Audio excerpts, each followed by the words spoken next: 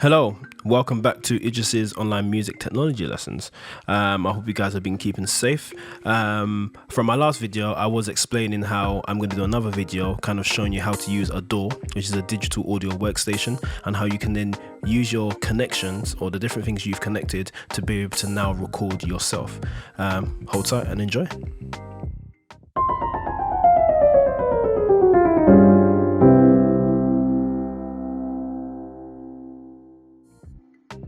Okay, so last time I ended off with showing you how to set your audio interface so your computer recognizes it.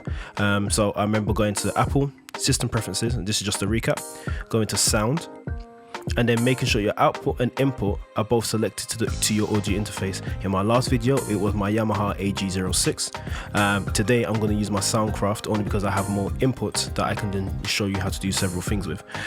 So I'm going to select that, make sure that's selected, and this is on my computer setting. And then we're now going to open GarageBand.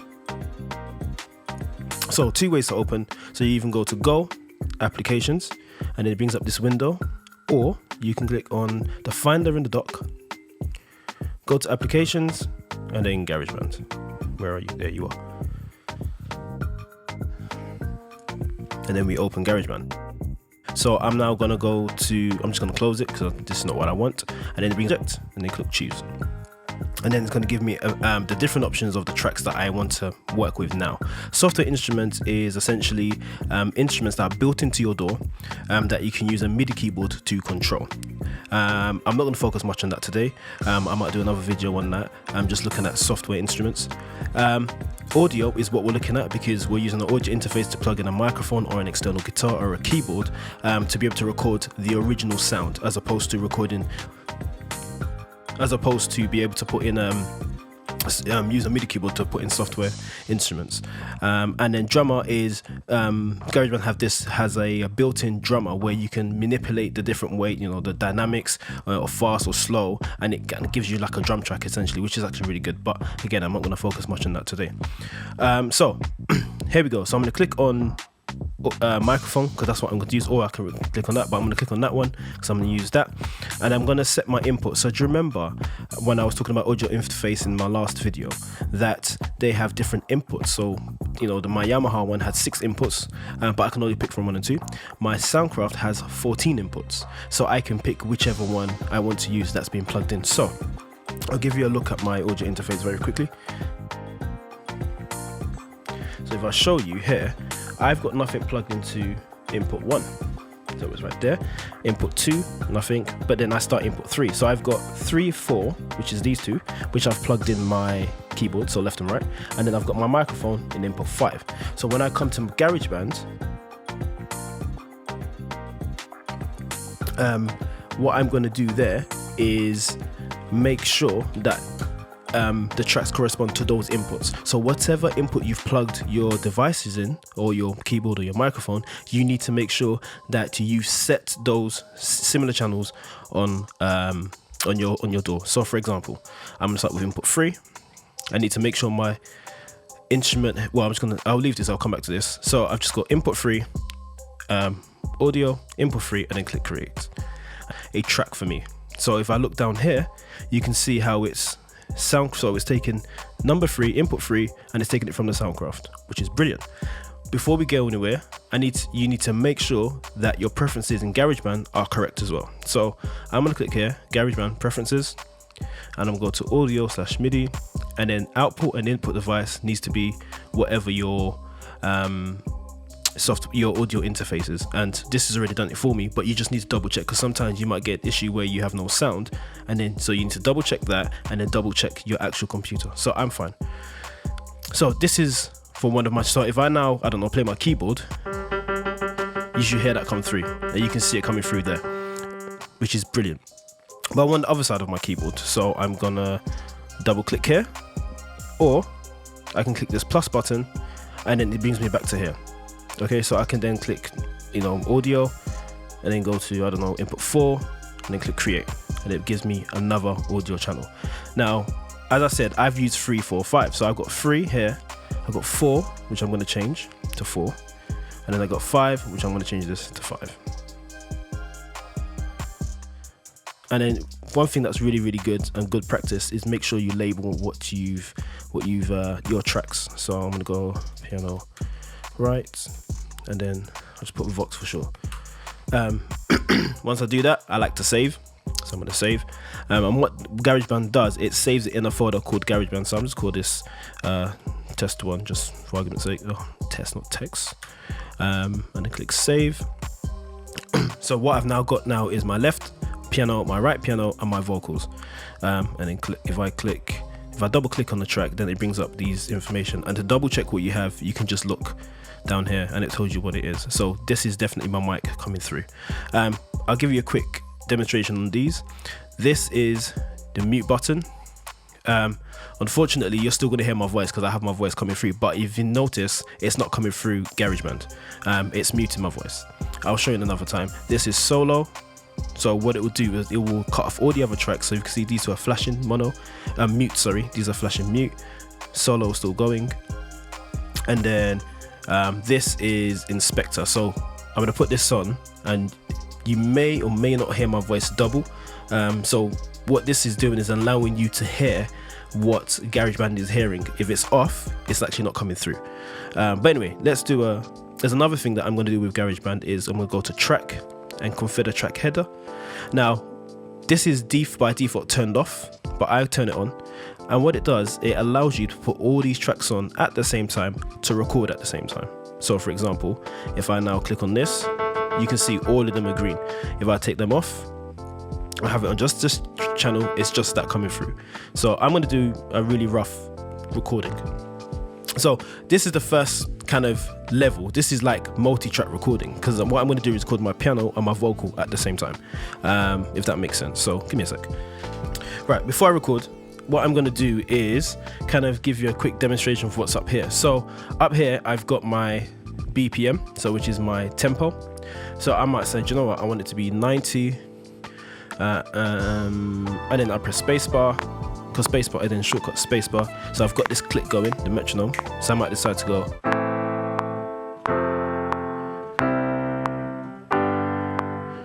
just in time with the metronome. And then spacebar, start, stop, record. There's a shortcut to record. And then up here is the metronome. So if I now take this off and press, you can't hear anything. This is default on, which is good, and I always recommend people to record to a metronome, especially if you're doing stuff from scratch. Record, and then the tempo will then control how fast that metronome goes or how fast or slow your overall track is. So I haven't practiced, but I've got my metronome. I'm just gonna sing, well, hum it, whatever comes through. So as you can see here, I've got my records on to make sure that it's ready to record, and then I'm going to press R. When I press R, I'm going to hear 4 counts, or I press record, so record is up here, or I press R on the keyboard. What's going to happen is I'm going to hear 4 counts that will then bring me in to then start. So I'll give you an example. So record 2, 3, 4, and then I start. Okay, and then you can see how it started recording. So I'm just going to highlight all of that. Bearing in mind, we are now about to record, you need to remember that audio interface, you do not want to see red on any of the channels. So even as you can see this here, there's no red, it's a healthy green.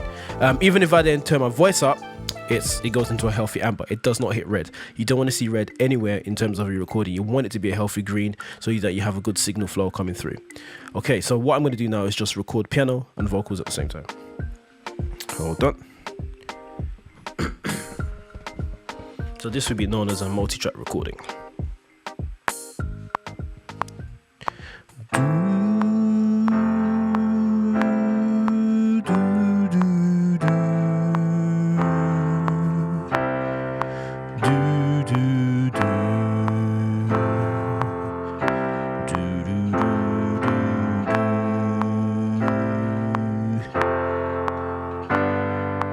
Yeah.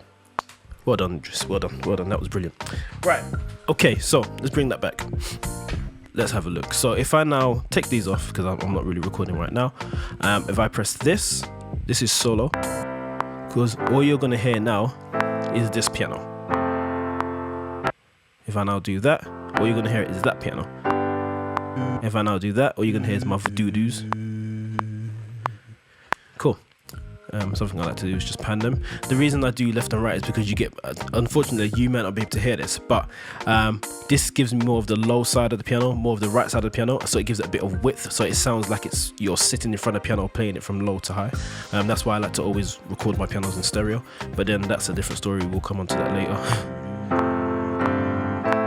Yeah, and the good thing about this is that so at the moment you can hear that my piano is really loud, so I can turn my pianos down. So let's say I take it down to 7.6. Let's get them balanced, and then good. So it sits better with the vocals.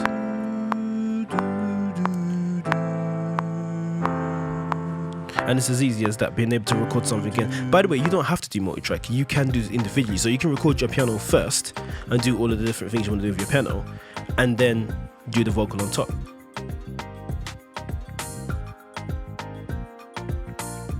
Another thing I'm going to show you in terms of using the DAW is adding an audio track in. So let's say someone's made you a beat, which people do. People make beats, and you just want to put a vocal on top of it. So I'm going to do that. So I'm just going to do a new track. So I'm going to go to File, New. Yes, I will save this as test 1. Okay, click Choose. Okay, again, I'm going to click on my audio because I'm using my mic. Another interesting thing here is that if you remember what I said before, my mic is connected to input 5, so I'm just going to make sure it's on input 5 and then click create. I have my thing, so I'm just going to change that to Vox. Maybe I'll even do Vox 1. I might do multiple vocals, let's see. And then just to confirm, here it says input 5, so which is good. And you can see how my voice is moving up and down here. And again, my audio interface is not hitting red on this channel. It's a good healthy green, and you can see the good healthy green here, going into amber, which is perfect. Okay, now I'm going to put a track in. Okay, so from GarageBand, you need to locate where your track is on your Finder, in your Finder, and it's a case of just dragging it in. As simple as that. And that's it. There's my track. Perfect. Now, if you're listening carefully, can you notice it's not in time with the metronome? So this is one of my, a pet peeve is like, I like to have whatever the track is to make sure it's in time. So I know that this track, I made this track, and it's in, it's 8 to 9. I know it's 8 to 9. But what you would have to do is find out what the BPM of your track is and make sure it matches. So when I play it now, you can hear tap, tap. It's the metronome is bang in time for the track. Okay, which is helpful. The reason why that's helpful is that when you're recording vocals, you can then snap things. So for example, I might say, okay, let's see what the chorus is. There's the chorus. So let's say I recorded off. You can just snap things in place, and it's easier to copy and paste. So let's say I record the vocal once for the chorus. I can then copy and paste it and put it in other places. All right, let's record something. I have no idea what I'm going to do, but we'll do something. I'll do something over the chorus.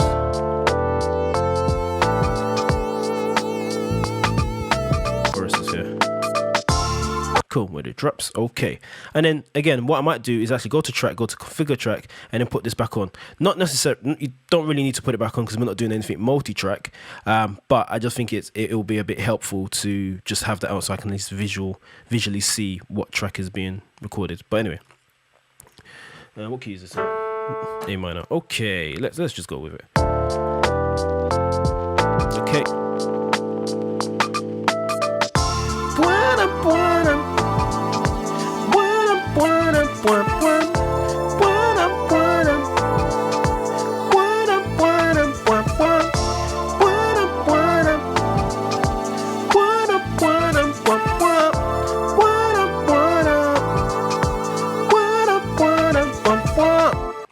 Yeah, that's amazing singing. Okay, so let's say I've recorded this track and I want to double it.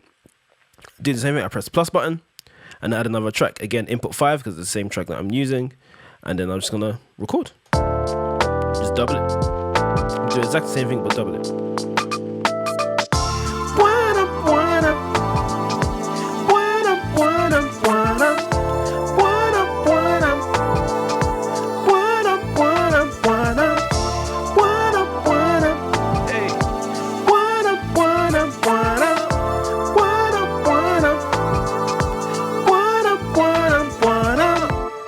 There you go, I've got that track there. And interesting, because now I'm going to solo this, and you're going to hear me talk here, watch this. So, I was talking about this solo before, so if I click on that, just the headphones, exact same thing, but double it. There you go, I've just Well, that's embarrassing. Yeah, so if I do that,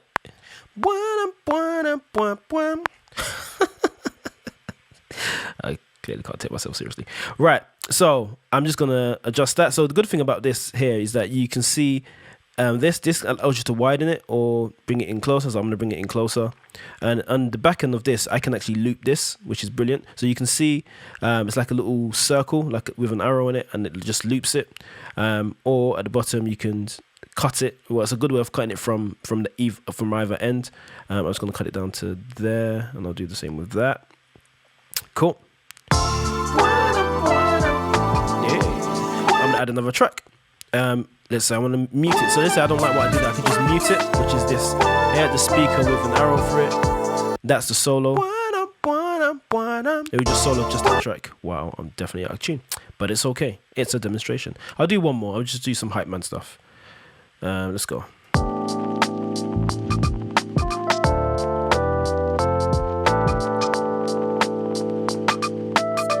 Hey, hey, hey,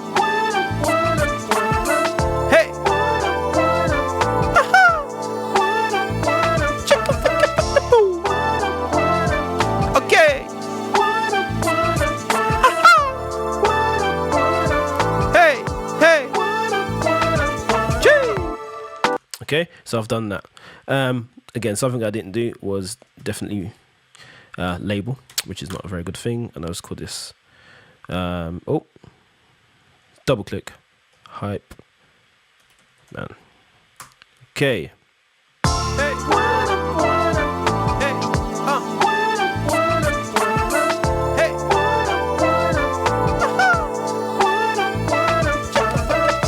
Again, same thing. If the track is too loud, just turn it down.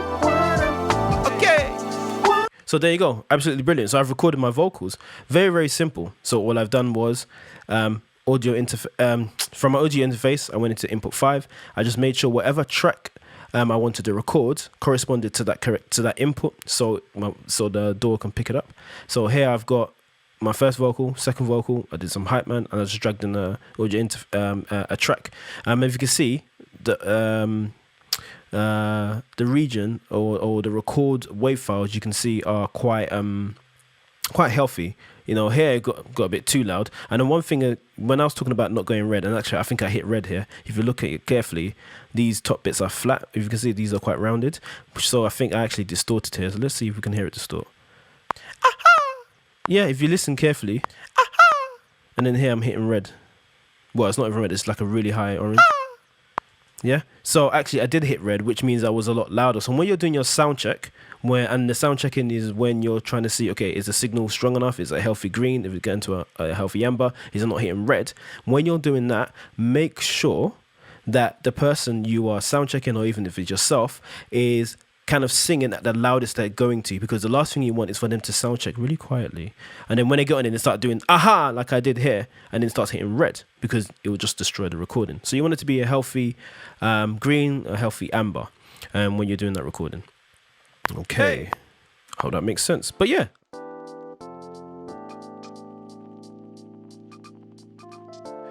so yeah, I think that's it in terms of recording today. So just to clarify, whatever input you put on your audio interface, so in my case it was input 5 for my vocals, it was input 3 for the left side of my piano, and input 4 for the right side of my piano.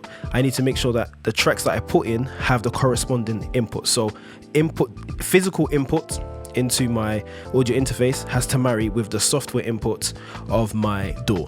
Okay, digital audio workstation.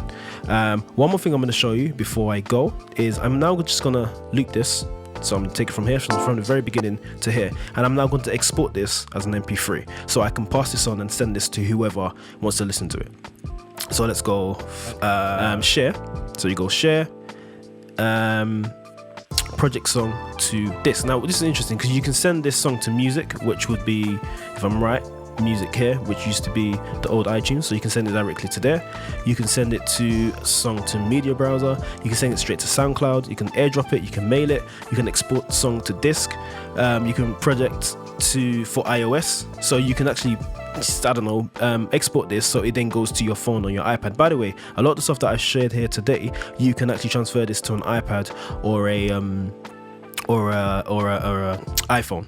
Okay, but what I want to do is just have a straight MP3, which I can probably send by email or something. So I'm just going to go export song to disk, and I'm going to make a folder in my GarageBand folder called exports.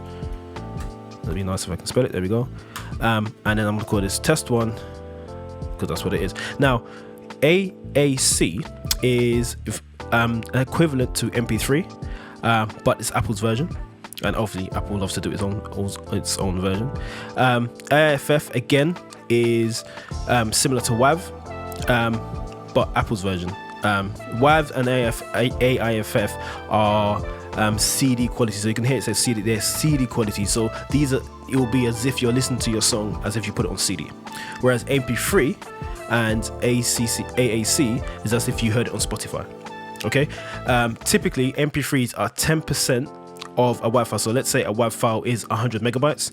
The MP3 version will be about 10 megabytes, obviously depending on the bit rate.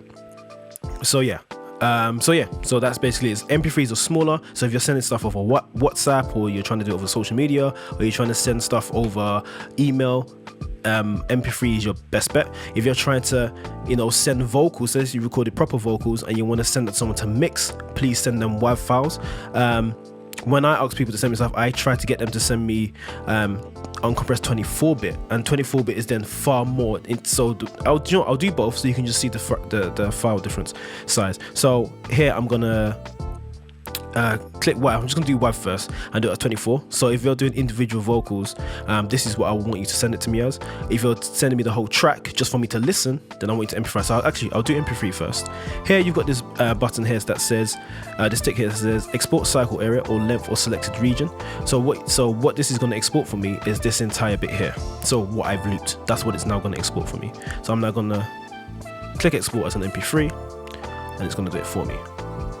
Perfect. And it will convert it. Before I go and check the file, what I'm going to do, just for argument's sake, I'm going to do the same one, because I want you guys to see the file size difference. Okay, so I'll do it as the same space, and then I'm just gonna share, export song to this, and I'm gonna do it as a WAV file or wave, and then just export it, so you can see the file size difference. And then one thing I'm going to do now is I'm just going to loop that, and I'm going to show you how you then send individual things. So let's say, I don't know, I want to send just these 3 vocals. I will either solo it, so it's just that, and guys, I just made a massive blunder in my exports. I'm supposed to turn off the metronome, because when you export it, if the metronome is on, it exports it with the metronome. Massive blunder. So make sure that the metronomes are turned off, please. Then I'm gonna go to share, export song to disk. I'm gonna make a new folder called Vox, and I'm gonna call that Vox 1. So I'm sending this to a producer, hypothetically to mix. So I'm gonna click export, then I'm gonna solo this, share, export, Vox 2, then I'm gonna go export, and then adlibs. Now you definitely want to label them for an engineer to be able to understand it. So adlibs and export. Perfect. So let's go to the file. So remember what I said before, if you go to your music folder on your left hand side, go to GarageBand, exports, and I've got all my exports. So let's get the WAV file. So the WAV file here is 37.5 MB, and then hopefully just give or take, and then my MP3 version is 4.6. So it's just over 10% there. You can see the massive difference in terms of file size. Quality wise,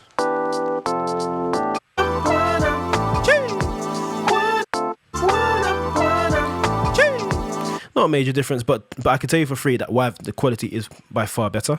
And let's quickly look at the Vox. So this is my adlibs. That's embarrassing. There we go. So it means I didn't solo the adlibs, did I? That's definitely. But this is the Vox 1. Vox 2. Sorry, let's quickly do this. So solo. Sorry, I clearly didn't solo it, did I? Export song. Adlibs. So happens when you're trying to work too fast. Export. Yeah, replace it. Let's go back to it. There we go. Okay, so now we have that.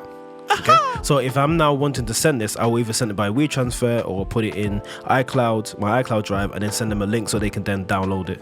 But I hope that makes sense. But yeah, that's where we are at. I hope that makes a lot of sense to you.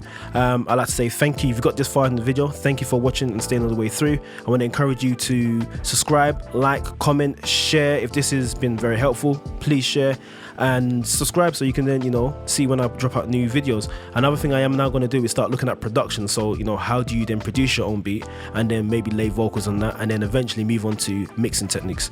But yeah, hope you enjoyed it. Take it easy.